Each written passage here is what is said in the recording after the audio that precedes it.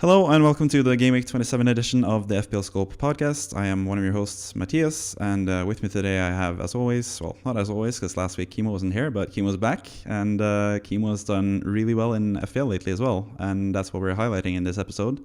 Egyptian excellence. Kimo's obviously from Egypt. I said obviously again, more on that later, but you're from Egypt, Kimo, and Salah's from Egypt as well, and you have him in your team, and I don't, so congrats to you, Kimo.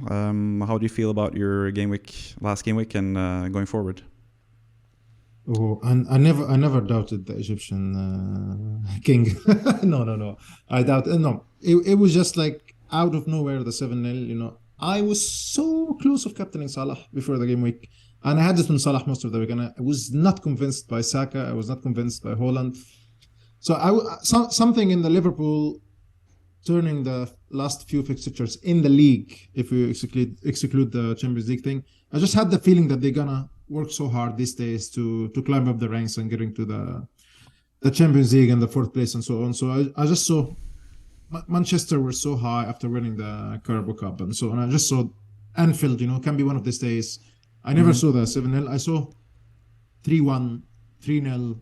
2-1, something like this, but it's just nice to see him back, but I am not convinced that Liverpool is back at all. We'll come to that later. Fair enough. We'll talk about that later as well. Yeah. Sorry, what did you say? Yeah, we'll come to that later as well. It's just, as it says on the top there, the Salah whisper, that's Kimo, because you're always in the know when it comes to Salah. Oh, he's said this to Egyptian media. He is feeling this way. Yeah, absolutely. Oh, speaking about the Egyptian media, it's been crazy in the Egyptian media since he broke up the record of Robbie Fowler and becoming for me, I cannot digest it. I cannot believe it. Wow. Someone from Egypt has become the historical top scorer for Liverpool in the Premier League. Yeah, that's amazing. Just unbelievably good to feel it that way. And yeah. He deserves it. I think Salah deserves a lot of credit. I think he's overlooked. Like when you talk about like all-time Premier League players, I think he's like right up there amongst top like five, the best. 3. 100%. I think he's super overlooked. Even this season, like he's had a poor season, but now he has more goal contributions than Rashford. Season is 20 plus goals, and that's his worst season without Mane, without the direct football that he's used to, without Firmino. And he's having 20 plus. I think I would rank him when he finishes his career out of the Premier League. He would be along with Ronaldo, Thierry Henry, Shearer, Rooney. Yeah, 100%. Yeah. So Salah deserves a lot of credit. Kimo, you deserve a lot of credit for keeping him and doing your own path. You're not wildcarding. You didn't wildcard last week. You're not going to wildcard this week. You're just doing your own path, and that worked out for you. Someone who does not deserve as much credit is Kevin, because even though he has Salah in his team, that's due to him being on a date and forgetting about the FPL deadline. So, Kevin, explain yourself. How did you end up with Salah, even though you should have wildcarded as I did? I'm not. I have no idea what you're talking about, considering in the previous episode there's proof that all I had suggested was Kelechi for Nketiah, and unfortunately, yes, due to a date, I was not able to switch things at the correct time. But that doesn't mean that I would have transferred out Salah, like I said, or wildcard. My only plans were to get rid of Kelechi. But now, after all the games from the weekend and Brighton going crazy, I thought, well, I might as well wildcard because I have a bunch of issues with my team anyways, including the unfortunate injury to Reece James, which was apparently bullshit, considering the fact that he played in the Champions League match straight away. So it was more that he got rested rather than being injured, which caused me to basically wildcard. And I think personally, I always have Salah when he has a big haul against Man United. That happened last season. It happened this season. So you don't have to talk about that. That's fine. I didn't free hit Salah out last season when he scored against Man United as well. And actually I've done that twice. I've done that twice now. I've used chips last season and this season to swap out Salah against Man United, and he's punished me. So never again, Salah. So I'm the biggest fool out of all of us in this. But I think for sure. Since Salah has came to the Premier League, I think it was very often 0-0. The games between United Yeah, and Liverpool. most of his goals, And he's he was frustrated that he never scored against United. yeah, most of his goals, because he's a record goal scorer for Liverpool against Man United as well, and pretty much all those goals have been in like the last 5-6 games. So Yeah, yeah, 12, amazing. 12 goals in 5 games. Yeah, I was actually going to push back a bit on Kevin, but I actually think you had a pretty reasonable explanation for your actions, Kevin. So I'm not going to do that. We're instead going to go ahead and look at your own score and look at your own team. 68 points. You're smiling, you're laughing, of course. So take us through your team. It should also be noted as well, because you didn't do that Nketiah to Kelechi Iheanacho transfer. You got in Gray off the bench, I think. Yeah. So that actually gained you some points as well. So even more reason to celebrate. Yeah, absolutely. I'm a genius, so this feels really good. I'm not one of those assholes that benched Mitoma, so that feels very good as well. But in regards to that, I got extremely lucky that Ben White came on, scored the equalizer, which would have been just the 1-pointer had he just come on and not scored.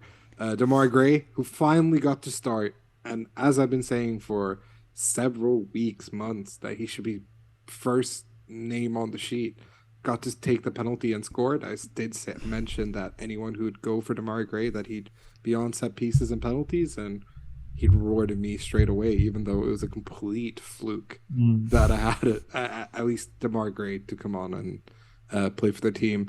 As you can see, I captained Haaland away from Salah, who I had in the previous double game week, which is a bit irritating considering the fact that had I just left my team completely as is, I would have had even more points. But it shows at the very least that I did plan changes and stuff like that to have at least changed the captain.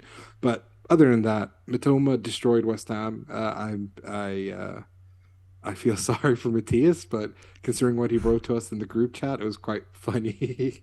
But Tarkowski. It was not a prediction, it was a hope. But yeah, of course it was a hope. But Salah 21 points, like I cannot complain at all, considering the average game week was what, like 30 odd points, maybe 40 points in the end. We'll get to my team in the average game week pretty soon. You have an average host.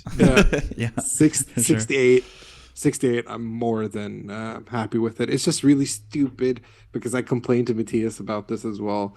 Gray got a bullshit yellow. Tarkowski got a bullshit yellow, which would have given me a nice 70-pointer. But I can't complain. 68 is very, very good. Even Salah got a yellow for taking off his shirt. But yeah, exactly. And that's Kevin's team. I don't know what you're talking about, the Mitoma thing, benching Mitoma. I don't even own Mitoma, so if you're looking at me. But anyways, someone else who has Mitoma is Kimo. 13 points from Mitoma, 21 points from Salah. Pretty similar to Kevin, because we had pretty similar teams before. Well, I wildcarded out of it, but 64 points for you, Kimo, and your transfer worked out as well for once. You finally got your transfer, your striker transfer to work out. We didn't get it to Tony. So talk to us about your team as well, Kimo. What do you like about it? What you don't like about it? I don't like the defense for sure, but that's for everyone. I don't like the fact that I made a -4 to buy Tarkowski. Yeah, I could have lived with it. Andreas Pereira on the bench again. Whenever he scores, he's on my bench. Whenever he scores, but who could expect it the second assist in the last second of the game? So yeah, I like that I kept Salah. As I said, I really felt that Liverpool, and I still believe that Liverpool will win the next games, but they are not back in terms of results and scoring. They are not back as Klopp want them to be, scoring so many goals. That Manchester United game was exceptional. So I like that I have Salah. I like that I bought simply Tony instead of Nketiah. 1 transfers, no more philosophy. He's playing against Fulham. He has a double game week. I'll bring him on. He's in penalties. He scored from a penalty. He had a nice free kick, if you've seen the game, right in the post in the first half. The bar, yeah. Mitoma, finally, I kept face. He never delivered, but I saw like some parts of the game. He was not playing so well. He got the least chances between the whole team, but he can get point, and I think he definitely is the best player in terms of skills and everything among the whole team. But yeah, happy enough. Disappointed of the captaincy, as I said. I really should have gone with the gut feeling to put it in Salah. You know what I mean? It would have been fantastic. Like 21 plus points differential, having that boost that you're doing something. that it's working finally. You know what I mean? I've never, since the restart, I've never had 2 game weeks in a row where I had a green arrow. So it's always green arrow, red arrow, or red arrow, green arrow. So I really hope, cross-fingering, that the next week is going to be good. So yeah. Felix, of course, is something disappointed, but I talked to you yesterday. It was like, yeah, give him a chance against Leicester. Leicester are the worst defense in the league, so he should do something. He was also swapped last night at 64 minutes, so it's not that bad that he got a rest, but it's also not a good sign that he's being replaced early on. So yeah, I don't like also the injuries. Yeah, Felix he plays against Leicester now, but he played against Leeds and didn't do anything, but he looks okay. Like Chelsea, who knows? They might have turned a new leaf now with the win in the Champions League and the win against Leeds, and they're finally playing wingbacks and stuff as well. So who knows, really? But anyways, I mean, the only comment I can make about Felix, as someone who has a Chelsea fan in their household and who constantly watches Chelsea, Felix is so, like, he passes the eye test straight away because he's constantly creating chances and getting so close and hit the crossbar against Leeds as well. So, like, I don't hate him as a pick, generally speaking, but we'll get into that later. You know what I think, Kevin? I think that the swap between Darwin Núñez and Felix should be a perfect match for both. Yeah. So Liverpool is missing that guy that he's really quick, plays in a direct way, one or two touches, very skillful like Manny. In the physical term, but he's very quick to switch from the defense or like a midfield to make a direct attempt on the goal or even pass to Salah or so on. Yeah. And Núñez is a more typical number 9 for headers and trying to be like a target man for Chelsea. They need the swap, you know what I mean? It would have been perfect, but But I've seen him. He passes the eye test. He's good. He just Chelsea's form is so poor that they don't score a lot of goals. Yeah, for sure. And just to comment a bit on the captaincy thing as well. The other thing about the Salah thing is that you're further down in the ranks than you want to be, and going differential with Salah would have been a huge move as well. But Haaland was actually kind of a differential captain, at least among like the FPL content creators as well, because most people went with Saka as well. Yeah. And the Arsenal fixture. I was brave. I wasn't lying. I was brave. Yeah. I mean, you only had 2 Arsenal players when they played against Bournemouth at home, so you got away from that pretty nicely as well. Saka could have scored, but Haaland took an unnecessarily yellow card. Foden and the dilemma between going 2-1, refusing to pass to Haaland, or like late decision. So yeah, it was a weird game anyway. Yeah. Speaking of the Arsenal fixture, that is what I tried to go for with Martinelli as captain. I felt like I was really clever because Martinelli as striker has been outperforming all the other Arsenal players, and people are going with Saka as captain, but I felt like Martinelli was an even better pick. And if you watch the game, there were several instances where Martinelli easily could have had a goal or scored even more. And one of those instances is when I think, because they were playing against Bournemouth, the goalkeeper Neto came out on like 30 yards out, and he barely got a touch on the ball to make sure that Martinelli didn't get the ball past him. So obviously Martinelli didn't get to shoot in that instance, but that was a huge chance that is not picked up by XG or anything like that, because you have to shoot to be like in the XG numbers. So I feel a bit hard done by with Inter's Martinelli, but yeah, I'm one of the suckers that went for the wildcard. Unlike you guys, I actually went for it, and the final like nail in the coffin in terms of staying with my own team was the Reece James injury apparently, because he was just rested. But with Reece James out, I felt like my defense was too bad, and I had so many other issues that I felt like I should wildcard. And yeah, it cost me big time, because obviously I wildcarded away Salah. And but your team seems template to many teams pre-wildcard. That's what I mean. It just looks similar to my team in a way, you know. Arsenal defense, Newcastle, Brighton, Saka, Rashford, Tony, Haaland. So this is where I felt it's so unnecessary for me to wildcard. It looks absolutely the same to everyone else. But you have Maddison, you have Sanchez, which he was benched.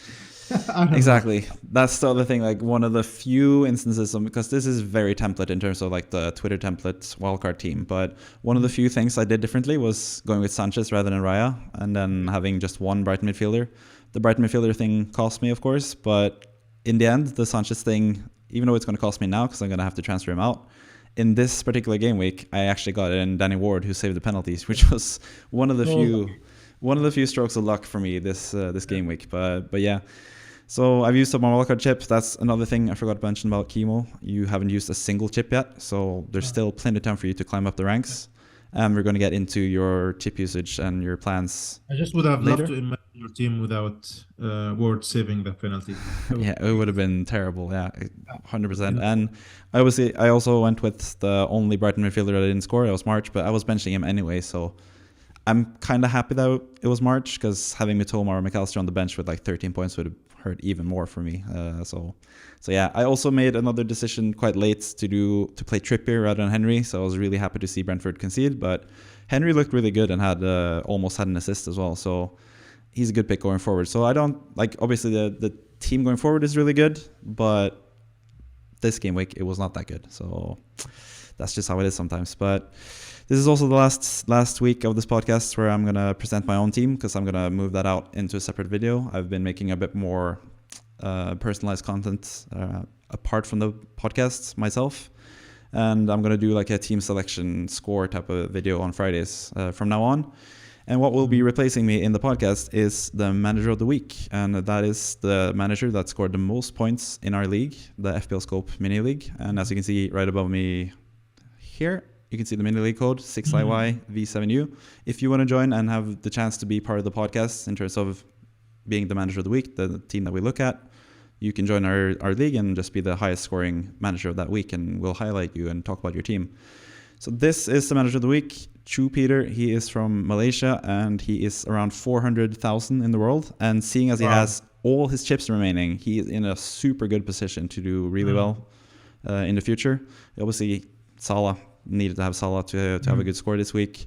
Mitoma, 13 points. Andreas came in for Mikolenko for him. Stroke of luck for that.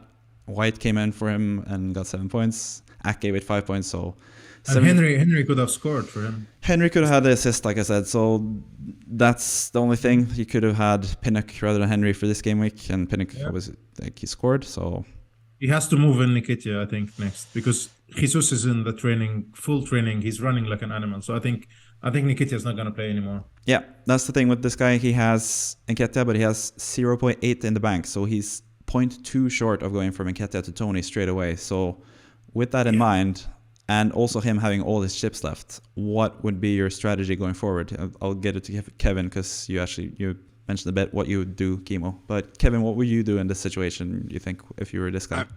I mean, considering like that he has a bunch of players that aren't going to double up and all this, I think a wild card wouldn't be completely off the rails, considering the fact that he has 3 awesome chips to go. So just join the template, and I'd say wild card, because there are so many players that, like Mikolenko and Nketiah, like he could go minus for some of these and just keep his team as is, but then he has Holland and Ake. Like, personally, I think I'd wildcard. That's just my opinion, because I think if he wildcards, he can get double, triple up, be safe for the next couple of weeks, and then take it from there, because his rank will only go higher and higher if he joins the sort of template. Of course, last week it didn't work out, but I think it's just because people didn't bring in the right players and all this type of stuff. So now you can gauge that. We've all seen what happened last week. We've all seen that, okay, Brentford are actually legit, because there's some people who were too scared of getting Tony in. He showed straight away, nope, I'm ready to score. So yeah, I'd say wildcard. So Kimo, you are not wildcarding yourself. So do you think it's different for this guy, or do you think he should do the same as you and save the wildcard for later? No, I would definitely save my wild card, and he should as well. I think it was -4 if he's 4,000 in the world. He can do Mikolenko out and Nketiah, and he can choose Tony and another defender. Then he has if he chooses Tony for Nketiah, then if he sells Mikolenko, he'd have like 4.1 to get a defender in. Yeah, That's he can get a nice option, and he also has a good defense. Yeah. But who would you bring in then for 4.1 as a defender for Mikolenko? I think if the options available to nick someone from Brighton and Brentford, I would do that. But let me check. But he doesn't have enough money to do that. That's the issue. If he sells Mikolenko, that is. And it's also, not so much options available at the cheap defenders other than Southampton, which they have It's also looking at this team, what is in favor of Kevin's method of doing the wildcard is the fact that if you look at Game Week 28, where there's a lot of blank game weeks or blank fixtures, you have Ake who doesn't have a game, you have Andreas doesn't have a match, you have Mitoma doesn't have a match, Salah doesn't have a match, Rashford doesn't have a match, Haaland doesn't have a match, Mikolenko, who knows with his fitness and if he's back either, if he plays, and then Nketiah obviously is also out. So that's 7 players that's not going to play next game week. Then he should free hit, I think so. So you think he should free hit next game week and then do some transfers and then now? he can plan ahead for the 34 bench boost, just like I'm going to do. I'm not gonna free hit as well, but because my thought is that I'm somewhere in the middle between you guys, because I feel like this week, Game Week 27, he has a more than good enough team to just stick with. Just keep Salah, because obviously I think you'd wildcard out Salah if you use the wildcard potentially. But like, just keep your team as is in terms of just doing 2 transfers, 1 transfer. I think the transfers I would do is to afford and Nketiah to Tony. I think I would downgrade Ake to one of the Brentford or Brighton players. Something like that could do as well. Something like Ake to Estepinian or Ake to Henry, and then you can afford Nketiah to Tony for -4 and have a really good team for Game Week 27. And then you can wildcard in Game Week 28 without that many Brentford players and without that many of the players that you don't really need in Game Week 27. So I think that would be my solution. That could do, yeah. I think so. I think he can just forget that Mikolenko is in his team and he can do this. Yeah. It's also nice to save. I think the free hit will be really useful in Game Week 32. I think that's one of my things. But that's so far into the future. We're not going to talk that much about that. But in general, those are our thoughts about your team. Jupiter, if you're watching.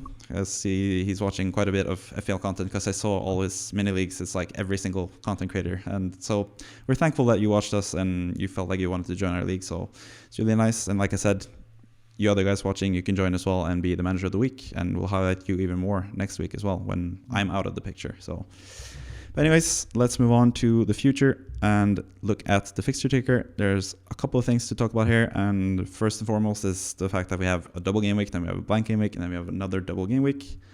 That benefits some teams and is to the detriment of others. But I just want to talk quickly about also the team that is probably the team that stands the most to gain, and that is Brighton.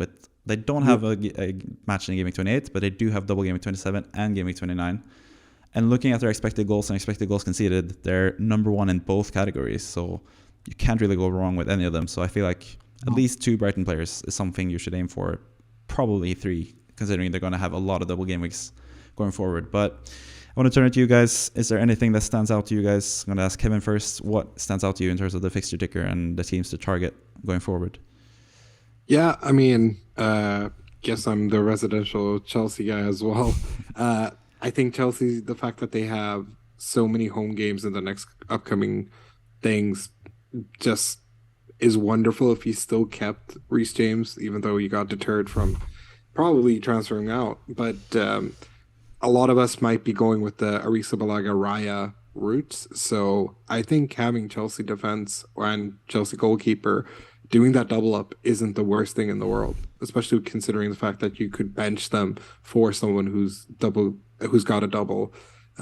So my advice would be hold on to Kepa. If you're wildcarding, do not just completely rule Chelsea out. I think a lot of their home games are, they can get some clean sheets there. Definitely. I think against Everton, they'll 100% do it. Like I think Felix will get a hat trick. Like I have no faith in that game. Yeah. I think Aston Villa, Watkins is in good form, but again, I think Chelsea at home have proven that they're actually not the worst. Yes, Southampton didn't go exactly as planned, but lately they've been stringing along some decent performances, including pretty convincing 2-0 win against Dortmund in the Champions League. I think I wouldn't rely on the clean sheet for Chelsea. I think I would go for attacking returns. I really like...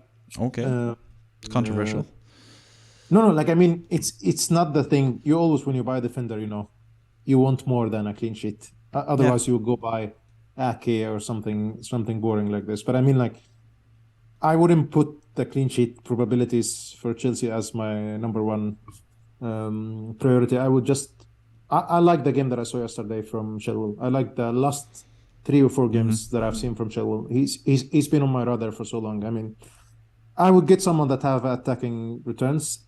If you have seen yesterday, the interviews was BT Sports, I guess, after the game was Graham Potter, and he said about the penalty, about Kai Havertz when he played it twice and so on. He said it's either him or Reece. Yeah. He said so one of those, like Chilwell or Reece James, yeah, and just hope that they will score a banger or like have 2 assists or something like that. I mean, it's going to be difficult for Reece James to score a penalty when he's injured and not playing. So I'd avoid Reece James. But I think he wouldn't get it when I am a scorn Reece James owner. I've had him for so many game weeks this season, and he's just been awful the whole way. So he's a brown Cancelo for you. Yeah, we'll get to Chilwell pretty soon because I think there's a case to be made for him, no pun intended. But I think moving on to you, Kimo, what stands out to you as well? Like, what are the teams that you look at? It's not so much. It's not so many teams. I don't see other than, regardless of blank game week in the coming fixtures. But I think Leicester has nice fixtures for me. I think their expected goals are high. It's as high as Brentford, for example. It's as high as and more than like Chelsea, and as high as Newcastle. Mm-hmm. So for me, Maddison is a player to go. He's cheap. He's differential. I like him. I love him. He saved my season last year. Without him, I wouldn't have won all my mini leagues that I've had won. And I think their next fixtures are pretty decent. I think so. So they can score. Definitely, they can score against Chelsea, and they can score against Brentford and Crystal Palace, Aston Villa, Bournemouth. All these fixtures, regardless the result at the end of the day, because they have the worst defense, and they are up and down in terms of, or they're actually really down in terms of performance. But Maddison, if Maddison fit, he can score. And also Tottenham. What do you think about Southampton and Nottingham?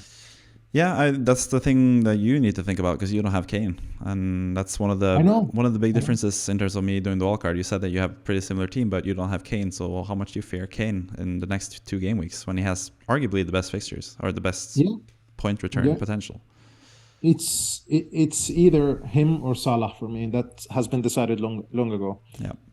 So for me, I choose to stay with Salah and hope that Kane would blank. And they are actually playing really bad in the last game weeks, and they have a game tonight that me and you are gonna meet and watch at the bar right after we're recording. He's playing against my team Milan. So I don't know. It depends about Tottenham, but they are really good. Kane can be so explosive against Nottingham and Southampton. So, and he loves to score against Southampton as well. Yeah.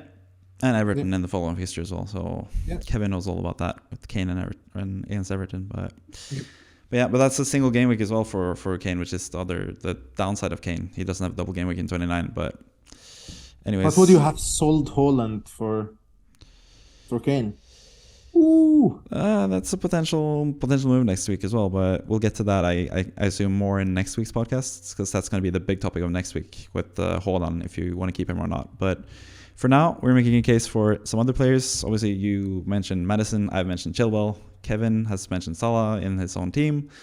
And Kevin is the first pick this week in Make the Case. And just to preface this, these are non-template players. So you can't select Haaland, Kane, Rashford, or any players from Brentford, Brighton, Newcastle, or Arsenal, since they are such template picks. And it would be boring to talk about them because we know that they are players that a lot of people want to have. So Kevin has chosen Salah, and for some reason I don't believe you that you would pick Salah over Maddison, but make the case for Salah over Maddison, Kevin. First of all, Salah picture looks fucking mad. Looks like like a 90s. He's gone Super Saiyan cartoon or so, like a Japanese cartoon. Yeah, exactly.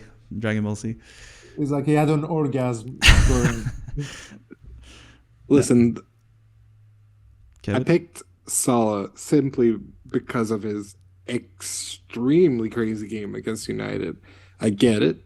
He's not playing home for the next couple of games. He's got City, he's got Chelsea, but that's exactly why I think it's the right time to keep the faith and keep the form, because Salah is a form player, as we know. When he scores, it usually is very streaky, and considering the opponents that he's going to face, including Chelsea, who you guys arguably are saying are inconsistent, I think he's a easy shoo-in for differential. He was a differential for us with the 21 points at the end of the day as well, because a lot of teams wildcarded.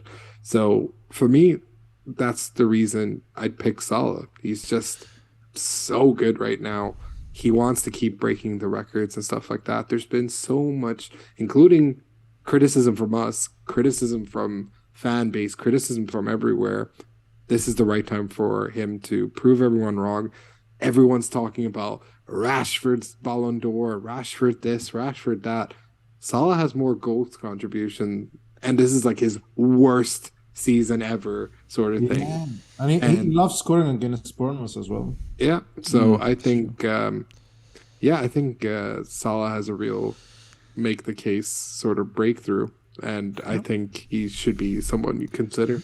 I mean, he's also four goals away from passing Jamie Vardy in the all-time historical goal scorers in the history of Premier League. So right now, Jamie Vardy is at the 14th by 134 goals, and Salah has 131 goals, and he's in the 15th place. So he needs only 3 or 4 goals, and then he can pass Vardy. So I think he wants to finish the season claiming that rank. Yeah, 100%.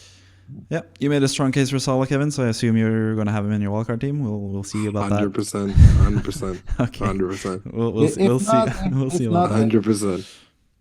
So you're not gonna you're not gonna change it to someone like the connection's broken. What? I can't hear you. What? So yeah, I assume you're gonna play with you're gonna go with Salah rather than Maddison on your wildcard, since you picked him over Maddison in this segment. 100%. But 100%. Kimo actually has Salah and does not have Maddison, but you've gone for Maddison. Obviously, you couldn't pick Salah because Kevin already picked him. But Maddison is your pick, and you've talked about him already. But just quickly go through why you like him so much. Because whenever Leicester scores, he's involved. 9 goals out of 10, he will be assist or goals. Pretty easy. So I already spoke about why I want Maddison, I want Leicester. But he's so heavily involved, and I think he's a bit annoyed. I don't follow him on Twitter, but I just got a random post that he wrote about that he's responsible for the rubbish performance from Leicester or something like that. I saw that. And he responded really critically to the. Yeah, I think it was the Daily Mail or something. So I think he has to prove something. They are in a really dangerous position. They need to win, to stay in the league. So I think they will finish up right before the relegation battle, and I think he will flourish in the next few games. Yeah. And by the way, I wouldn't be so surprised watching next game against Chelsea and fight a 2-1 for Leicester. Yeah, it could I happen. think so. Yeah, no, I think I wouldn't be so surprised. It could happen. You've already made your case for Maddison. I'm going to select Ben Chilwell. I think he is one of the more underrated prospects in FPL at the moment. Yeah. As you can see from his statistics, in terms of the last 4, it's not that impressive in terms of the numbers, but considering pretty much every single stat out of that those last 4 is from the last game when he played as a wingback. Finally, Graham Potter's understood, okay, Chilwell and Reece James, you can play them at wingback and they're going to be good. So I think from the numbers, I think last game he had 2 chances created, 2 shots in the box, 1 big chance, and like 0.50 something expected goal involvement. So pretty much all of his statistics are from the one game where he played as a wingback, and that's what he's going to do going forward. He had 2 assists, at least like FPL assists in the game against Dortmund, and he just looks super dangerous. So I think he's. I think Chelsea looks more attacking. When they very controversial because Chelsea have been shit going forward and no. They look more attacking when they choose to play the wingbacks with wingbacks. I think it's no joke. All the Chelsea team with all the big names they have, that they are a defensive team. It's not what I meant. I mean, like, it's something in Graham Potter. I think yesterday was a proof. They really felt that they needed to score. They wanted to score. They wanted to win. They needed to play that way. So they played really well in the first half, especially. They created a lot of chances and so on. So for me, in my understanding, someone that sits with Graham Potter and say, listen, yesterday we played a really offensive game because we wanted to win. We played with that and this and that. So I think Chilwell needs more games like this. The formation on the squad would help him to play offensively. They have it. I mean, they just need to believe that we need to win. We don't need to play passively like the last 10, 11, 15 games.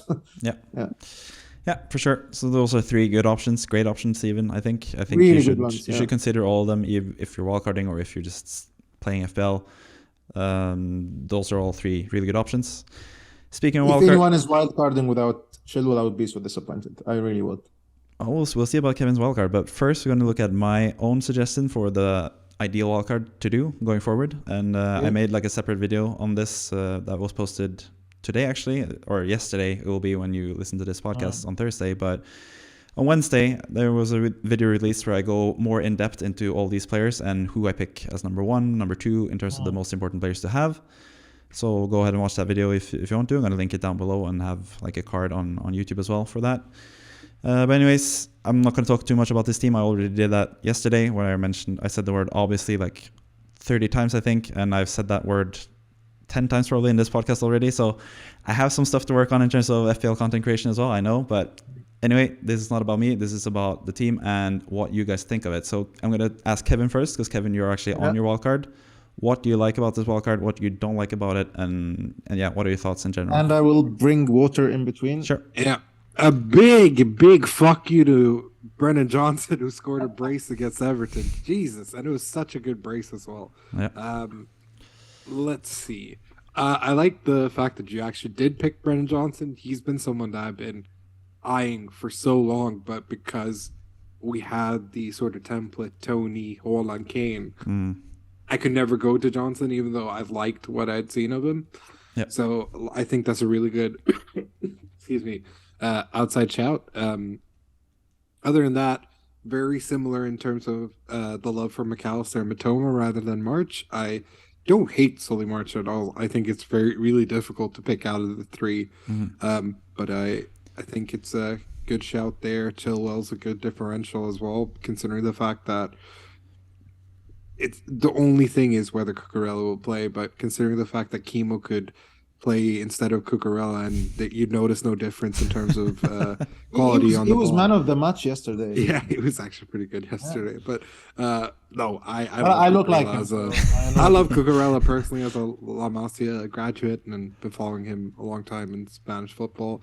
I think he's just sort of played terribly by Potter as well, because Potter was the one who sold him, and then he's like, oh, now I have to deal with him again, sort of thing. But other than that, I think good.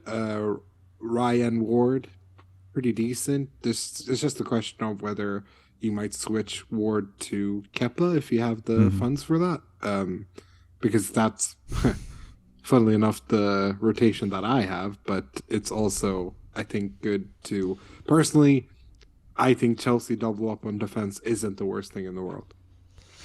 Yeah, fair enough. Decent constructive criticism there. I'm just going to talk quickly about the Ward and Johnson picks. The other thing about them is that they are super cheap, and I think money will be an issue going forward in terms of FPL. If you wildcard now, especially, you won't be able to get in all the Man United players and all the Liverpool players you'd want eventually. So that's why I kind of feel like the players that I'm going to have on my bench throughout the most of the season should be cheap players like Ward and Johnson. They could just stick on the bench. Johnson obviously has a great double game week fixture as well. But Kimo, what do you think about the team? Is there anything you'd like to change about it? Do you like it in general?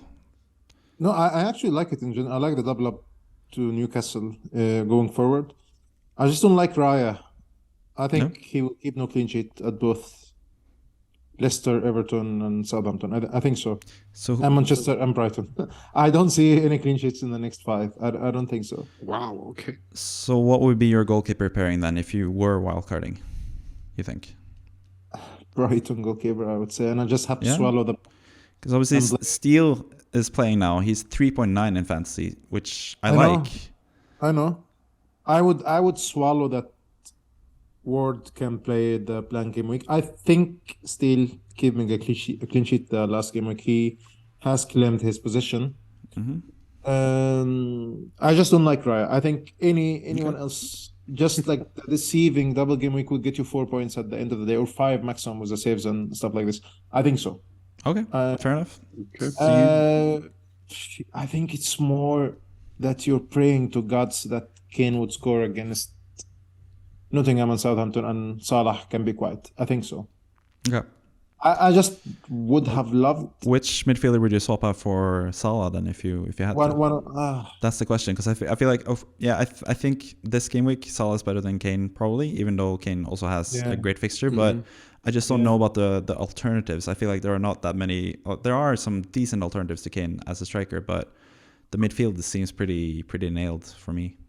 Apart from the two Brighton players. Yeah. I think I wouldn't say. I think one of Mitoma or McAllister would score and the other would be quiet. I think so. I mean, seeing as you would put in Steele as a goalkeeper, you can't have two Brighton midfielders if you keep Estepinian. Yeah. So I guess that would be the move, either Mitoma or McAllister. But just let me ask you that then. What do you think of the rankings in terms of the Brighton players? McAllister, Mitoma, and March. What have you seen and what do you think about that? Both of you guys, but Kimo first. Mitoma, March, and McAllister. I don't know. So you think Mitoma number 1, March 2, and McAllister 3? Yeah, I think Mitoma has been hero in the last 2 or 3 months. Having 3 or 4 game weeks bad doesn't mean that he suddenly became doesn't become the favorite. I think so. I see it that way. He's been scoring constantly, assists and goals all over the midfield of Brighton, and he had 3 bad game weeks, and then he's back, and then suddenly he's not the best player. I'm not convinced. So I just something about this wildcard that not having Liverpool players makes me a bit anxious. Okay. Fair enough. So but I love it. It's just like the diversity in it. I think also Mathias, Salah loves scoring against City and Chelsea. Yeah. So you'd keep him as well after, even when he blanks in 28. There would be so many players blanking, but I think for avoiding the blanking thing, I would. But yeah, if you remove Mitoma or McAllister, you have another player that blanks that goes out of your team, so you don't have that problem with Salah. No, I know. But that costs more money as well, so you'd have to downgrade Kane to someone. You can't go Kane to Haaland, I guess. But the diversity in the team is good with Tony and Kane and Saka, Rashford, Brighton. You just on paper, you think it's fine having so many players with double game weeks and so many others with upcoming double game weeks. On paper, it looks absolutely majestic, but you know what happens at the end of the day. So should be noted, even with my terrible team value, this has actually 5.9 million in the bank. So that's enough to do Tony to Haaland in Game Week 30, like a lot of people are planning, and to do Saka to Fernandes in double Game Week 29 as well, if you want to bench boost in 29. So you have some money to play with there as well, or if you want to get Salah in for one of the Brighton midfielders, for example. So yeah, I was going to ask Kevin his plans, but you actually have a wildcard yourself, so I'm just going to move on to the next slide, Kevin, and you can talk us through your wildcard and what you think is the ideal wildcard, because you're wildcarding this week, so you can obviously talk about it. So this is your team, and or potentially your team. This is what you have in mind currently with the dilemma you can see on the right as well. So take us through the wildcard, Kevin, and your thoughts on what you're struggling with, or if you're really sure about the wildcard, or whatever your thoughts are. I hate my entire team, but that's the whole point of FPL. You're meant to drive yourself insane and just, have deep, dark, intrusive thoughts. So for me, it's just about nailing this wild card. I feel pretty good in the sense of if I do the Salah team, for example, that gives me ready to have Salah and, just bench a few players here and there. But if I don't have Salah and then Salah bangs against Bournemouth, then you're like, okay, I definitely want Salah for Game Week 29 when he has the double. It's just going to be really a lot of faff trying to figure out who to sort of get rid of. But I hate the fact that I don't have Maddison in my team as well. So it becomes a proper question of do I just maybe not take McAllister? Is McAllister a pen merchant? I don't know. Currently is your captain, so that's a big shout. Yeah, exactly. I mean, currently he's my captain, but that's always up for debate. But I think McAllister looked really good. The issue about McAllister is he's one of those XG players that looks good every game, but he didn't get the results, and then finally he did. So can that be built into more results? And I think so. One question here, Matthias. To me, okay. Sorry, to Kevin. Yeah. Could Gapco be an option for you to cover a Liverpool player against Bournemouth, and Haaland can be? Yeah, I mean, I don't hate... Because Gapco is a 7 point something. Yeah, 100%. And And I he's think dangerous as well. So could that cover Haaland, Gakpo as a Liverpool player, and Kane? I mean, I don't hate that personally. I think that's a decent shout and etc. It's just the fact that it's Salah. Salah is just that. Yeah, but here is the thing. I have the theory. Okay, I go have the on. theory that Liverpool's gonna win 3 something or 4. I think 3-1 or something. 3-1, 3-2 against Bournemouth. Everybody in the attack is gonna score more points than Salah. Oof. Okay. Why? Okay, Why? Salah whisperer. Okay, go Salah on. still, you would remember this in the next pod. Salah still is playing so widely on the wing, and he's helping Nunes, and he's playing as an adult, as a captain, as a leader, playing more to assist Nunes and Gakpo more than himself. And his 2 goals were having a little bit of luck. Of course. True. But I mean, United were terrible just the entire But game. Nunes is getting more chances than both. Of course. I agree with that. It's just the allure of Salah, the allure of penalties as well. Because Yeah, but if you Salah, agree. They haven't I had agree. I know. I 100% agree. I think Salah gets played out way too wide. But personally, it's the lure of penalties as well. Bournemouth tend to give away pens as well. So if I were to transfer out Salah and he scores a hat-trick of penalties, I will fly to Norway and backhand slap you in the face. Yeah. Yeah. But that's the only, it's just the allure of the other thing is the thing you mentioned. He loves to score against Chelsea and City. That's also a reason why I have Salah over the other guys, is because of that history too. Okay, fair enough. So you have Salah and Iheanacho currently, but you see the dilemma there. It's Salah, Iheanacho, or you want to go with Maddison and Haaland. You said you wanted to have Maddison. So Kimo, you're making the case for Salah, Iheanacho, or are you making the case for Maddison, Haaland in this instance? Kimo. Sorry, come again? The dilemma you have on the right there, Salah and Iheanacho, or Maddison or Haaland. Where do you lean on that dilemma? Which 2 players would you have out of those in terms of Maddison and Haaland? Yeah, I think so. Yeah. Okay. Yeah, even though I have Salah in mind, but it's just like, I think Nunes is fucking selfish, and he if he was a better player as a playmaker, or like having that money. I was watching the highlights of Salah, all Premier League goals, one of these days, recently after the United game. And you see how quick the passes between Firmino, Mane, and Salah has been, like one touch, one pass, one pass, quickly, 1-2, and so on. Now it's very painful to watch Liverpool attacking, regardless of 7-0 against United. It's just so chaotic the way they attack. And even the pass from Nunes to Salah when he scored this first goal, it was interrupted, and then he got it again. Nunes, he busted wrong, and it was interrupted. Salah got it in the back of the defender, and then he shot. You know what I mean? So it's something wrong going there. So that's why I would prefer Haaland and Maddison. I think so. So judging from what I hear from you, Kimo, is in terms of what changes you would do, is you'd have Maddison and Haaland rather than Salah and Iheanacho, and then you'd switch out McAllister or Mitoma, I think, with Gakpo, and then switch out Raya with the Steele, Brighton goalkeeper. Yeah, so I think so. That would be closer to what you would do. And also, you said you really wanted people to have Chilwell. Kevin, you don't have Chilwell. What are your thoughts about Chilwell, Kevin? What's your thinking with that? The only thing I'm scared with Chilwell is the fact that he is also like Reece James in the sense of like he's injured all the time. He's always costly in terms of match fitness. But when he plays, bang. Yeah, but that's the annoying thing. He is really good when he gets to play. He's so good offensively. That is a consideration. That might be something that might switch around. I've been saying that I'm off the Trippier train, but I'm not. I'm too chicken to ever get rid of him, even though Newcastle haven't been the best as of late. And especially when things will change when Isak is fully back, because he's 1,000% better than Wilson. I think Callum Wilson has been dog shit this last couple of matches. I actually would play Zinchenko again instead of Henry. I would play Zinchenko instead of Henry. Fair enough. I think Arsenal have a hard chance of keeping clean sheet against Fulham than Brentford against Everton and Southampton. Everton needs to score. That's no doubt. Yeah.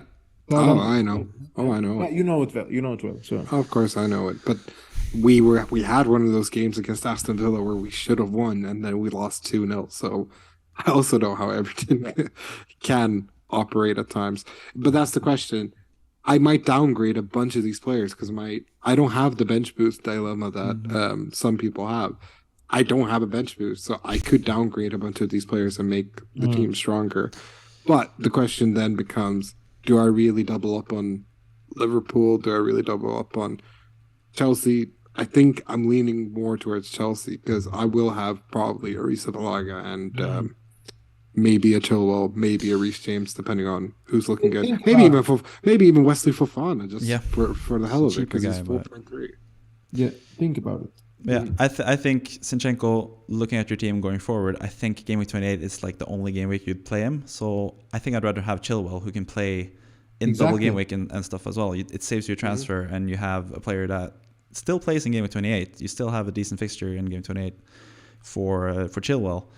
Because Zinchenko, he is a great pick. Kimo has obviously made a huge case for him previously. You were super early on Zinchenko when we were questioning, is he really the best Arsenal defender? Clearly he's the best Arsenal defender, I think he has shown. But I think Arsenal defense, on a wildcard, you're not going to have them that much. So you could leave him out if you want to. So I think Chilwell for Zinchenko would be a decent move for you.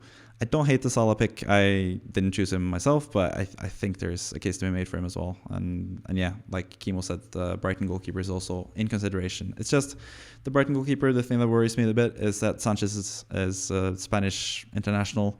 He's a good goalkeeper. Who knows how long Steele will keep his place, because he's been a backup in the Premier League for a long while. So I'm not so sure about that goalkeeping double with Ward and him. It could eventually be just you having to play Ward every week because you don't have a starting goalkeeper. But anyways, those are just my thoughts on your team. Moving on to Kimo's team, you're not going to do the wildcard. You're going to save it, and we can talk more about your chip usage as well. Eventually, you have all your chips left, but first and foremost, talk about your transfer plans and what you're thinking into Game Week 27 with all the double game weeks for Brentford and Brighton that you might miss out of. I think I'm torn between captaincy first, more than the transfers. Transfers, I will sell Patterson for sure. He's been injured. He's not going to return now. And if he returns, he's not going to play 90 or 60 minutes right away. So Estupiñán seems like the more logical pick. Yeah. Henry, in another theory, could make a goal against Southampton, for example, and a clean sheet. I see more a clean sheet against Southampton than Everton. But the thing is, I don't trust Brentford away. Yeah. And you made that clear as well. Southampton is rubbish. You could score a lot of goals. It's one thing also that we'll come back to the captaincy thing. Tony, I've seen the game. Somehow, for some reason, I had the game on Leicester against Southampton. It was just so open. I would have scored against Southampton. I have no clue how Leicester lost this game. Yeah. So for that reason, I think Tony would be making more sense. But they also have appointed a new manager, and they are motivated, and they want to be relegated, blah, blah, blah, all these reasons. So I think I will do the first transfer of Patterson to Estupiñán, as just to have like a double game week there instead of someone who doesn't play. And I will bench Tarkowski on the hope that Tony can score against Everton and wipe out my clean sheet. Yeah. Though Tarkowski can nick a goal from corner against Brentford. I don't know. It's just like typical that the double game week defender player would score less than a single game week there or something. That's why I have the captaincy on Rashford right now, because I see one theory of a revenge. Ten Hag is a really strict manager. You know what I mean? He's not like some other manager when they lose and they need a response and they get disappointed again or something. So I think in a dream scenario for me, Rashford has been so good recently. He can score against whoever. So they will come back, erase last game against Liverpool, try to have a revenge or something like this. Mm-hmm. But Southampton also has been so tricky against United historically in the last few games. So it's between Rashford and Tony for me, and Salah as well. Yeah, even though I have no doubt that other players will score more than Salah in Liverpool. But I think, I don't know. What do you think? Well, we can move on to my team because I have a pretty clear captaincy option, and that is Ivan Toney. I have faith in him. I looked into his away form as well because people have been talking about Brentford away. They don't score as many goals, but Toney away is pretty much the same as Toney at home. He averages 6 points per match away, and he averages 5.9 points per match in general. So he's the focal point of the Brentford attack. He could get penalties, and I have faith in him both against Everton and Southampton. So I feel like that's a great double game week to go for. You also have the Brighton midfielders that are also someone that you didn't talk about yourself, Kimo, but they have great fixtures, Leeds and Crystal Palace. The only thing with Leeds and Crystal Palace are that they are more defensive type of sides lately, at least. So I don't know about that. The 1-0 type of side.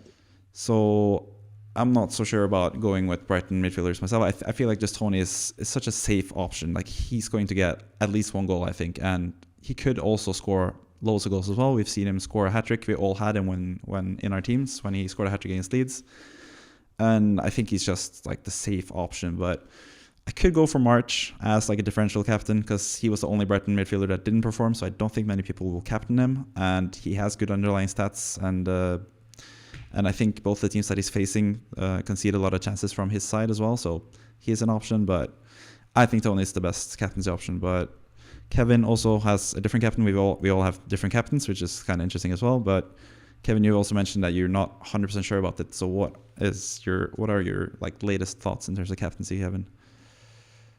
Yeah, I mean, it all comes down to the 2 pen merchants. Who do I trust more?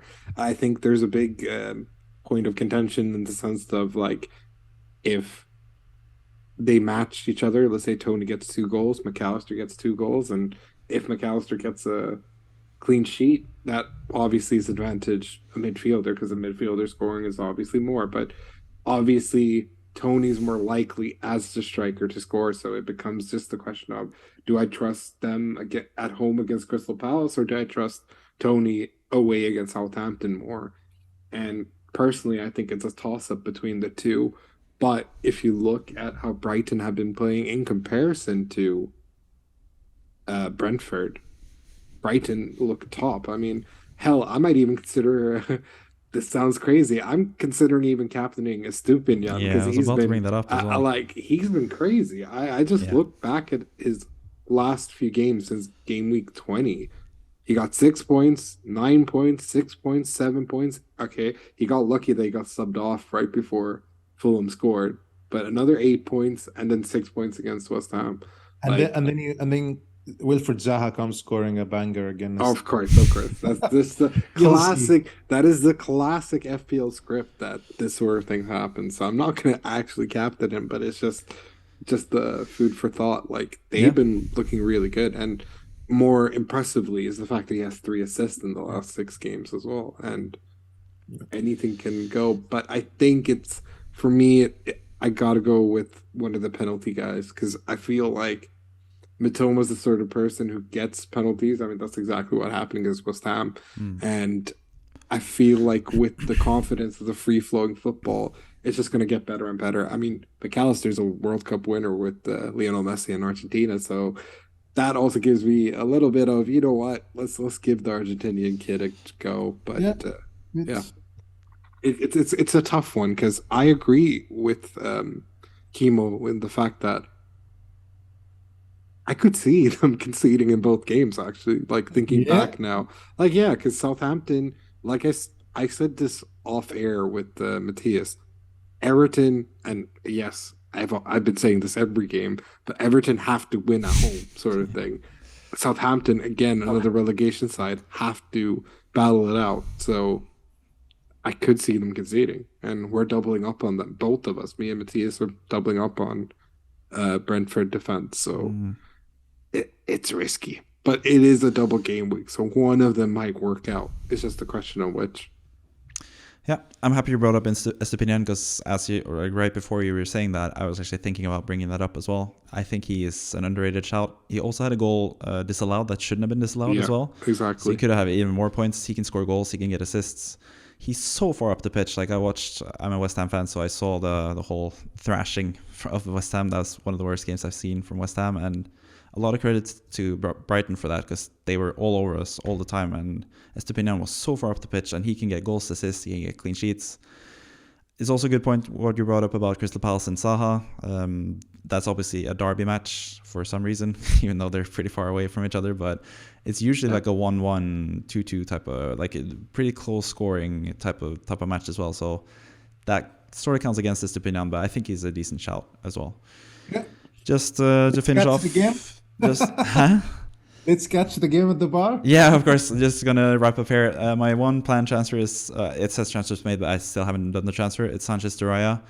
Kimo's reluctance to have Raya makes me think about it a little bit, but I think that's still the move I'm gonna go for. But a goalkeeper change is probably needed, because I don't want to play Ward against Chelsea, even though Chelsea haven't been the best offensively. But anyways, that's the end of the podcast. You can follow us on Twitter and Instagram as well, and join our mini league, like I said at the start, 6IYV7U. But like Kimo said as well, we're going to go to the pub, me and Kimo, and watch the Champions League matches, and that's starting pretty soon, so we're going to head out. And but as always, I'm going to leave the final word for Kevin before we wrap up this podcast. So Kevin, take it away. Send us off. Yeah, to the Malaysian Manager of the Week, Chu Peter, congratulations. I'm going to actually end it on a positive note. Cool. And see you. Goodbye. Take care.